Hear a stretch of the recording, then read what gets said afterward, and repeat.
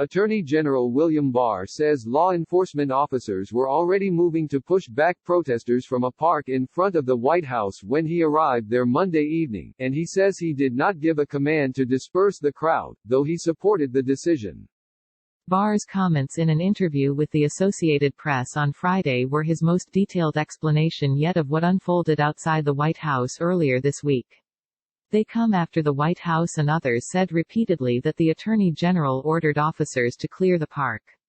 Shortly after officers aggressively pushed back demonstrators, President Donald Trump, accompanied by Barr, Pentagon leaders and other top advisors, walked through Lafayette Park to pose for a photo at a nearby church that had been damaged during the protests.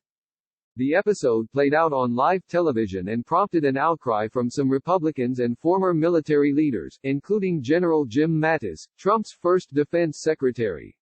Barr told the AP that much of the criticism was unwarranted and that Mattis' rebuke was born of ignorance of the facts.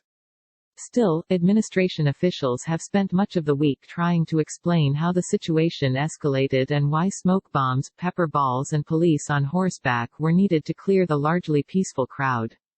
Earlier in the week, White House spokeswoman Kayleigh McEnany told reporters it was Barr who made the decision to push back the security perimeter outside the White House on Monday morning. McEnany said that when Barr arrived at Lafayette Park later that day to survey the security situation, he was surprised to see that action had not yet been taken. So he said that we needed to get going with moving that perimeter. He told the officers that out there, McEnany said Wednesday. A person familiar with the matter also said earlier this week that Barr told law enforcement to take action to move the perimeter when he arrived in the park.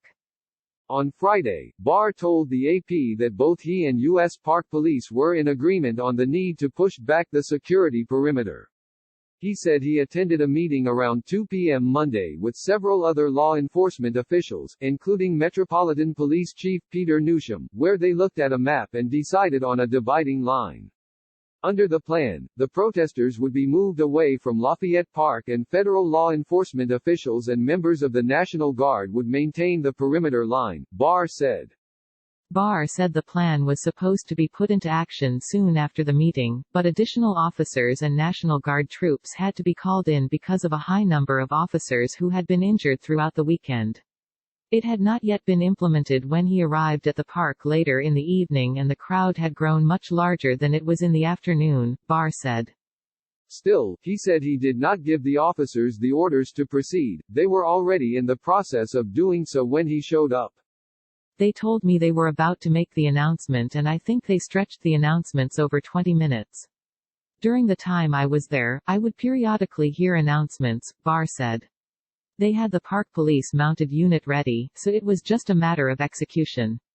So, I didn't just say to them, go. Barr said it was a park police tactical commander, an official he never spoke to, who gave the order for the law enforcement agencies to move in and clear the protesters. I'm not involved in giving tactical commands like that, he said.